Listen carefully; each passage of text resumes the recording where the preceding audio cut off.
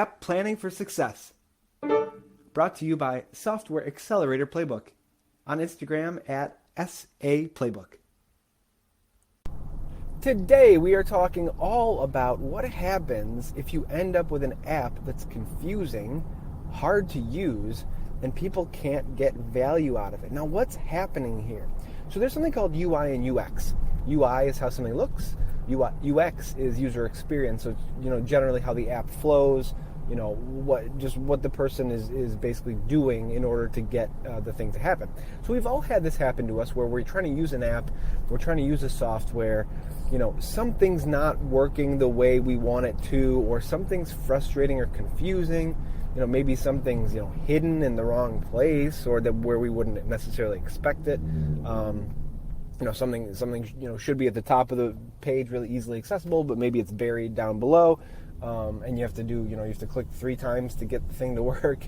But whatever it is, this kind of stuff is all a part of app planning. And if you find that you end up with a system that is just no good, then you want to basically go back to the drawing board in terms of flows, user flows, and start understanding, what they need to do, how many clicks it's going to take them, and how long generally it's going to take to accomplish the task.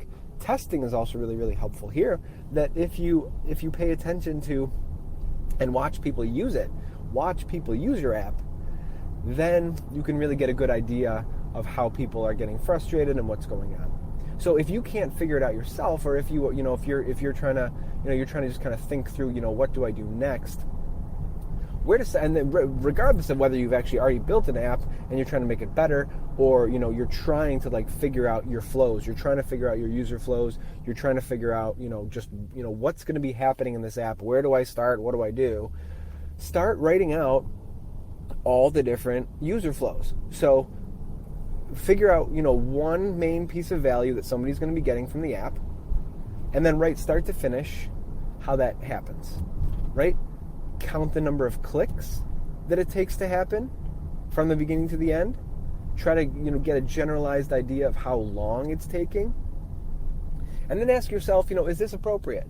Is it appropriate to have this take 7 clicks when they need to just do this simple thing? Think of Amazon. Okay, they are prioritizing and optimizing their software for sure all the time. They're always trying to optimize. They're trying to save people time. They're trying to just make it easier and easier to use. And they have that one, swipe to order button that has saved so much time and brought so much delight to people when they just realize they can find the thing and buy it and they're done. Just one swipe and everything's taken care of. Now, how many clicks did that save the user?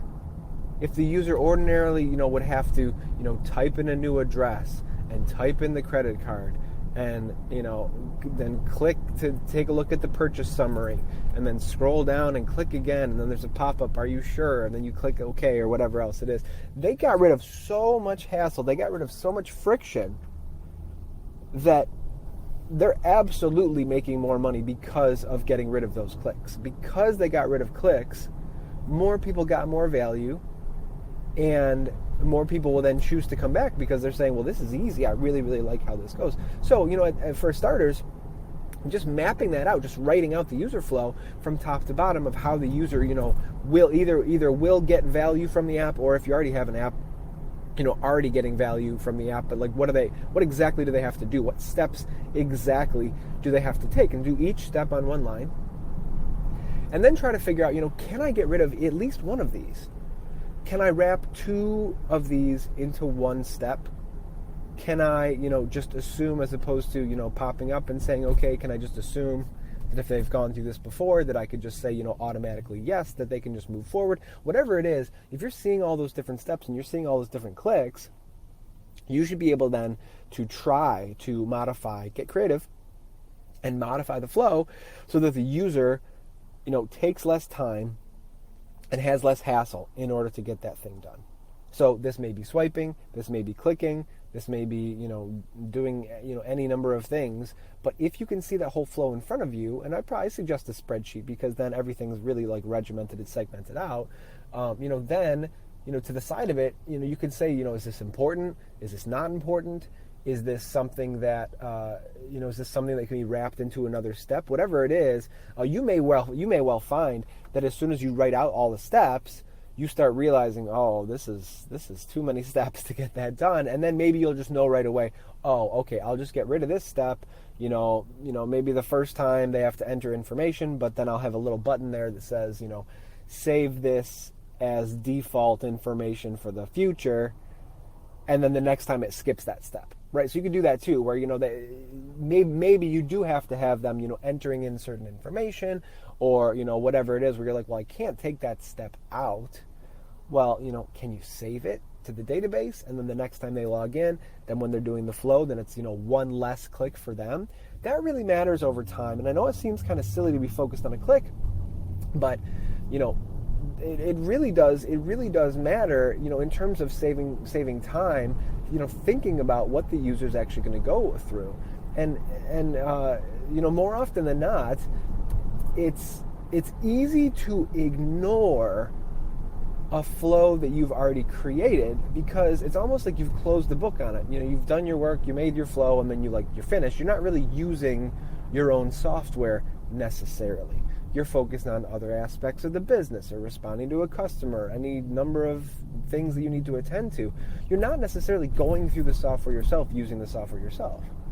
So if that's the case, then jump in and do an audit and just get on track with, how many steps is this? How can I save steps? And start with the most important features first, right? When you're making your flows, go straight towards the ones where you're like, hey, this is going to be used the most.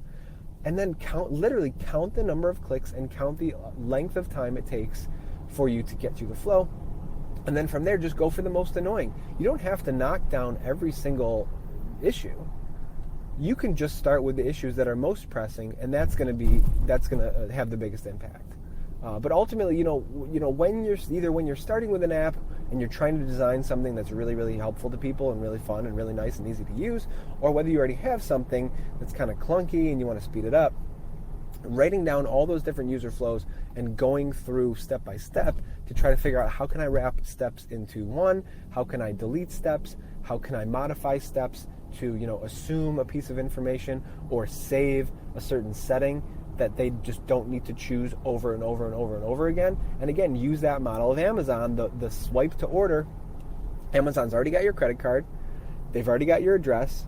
You can change stuff if you need to, but it assumes that you're choosing something.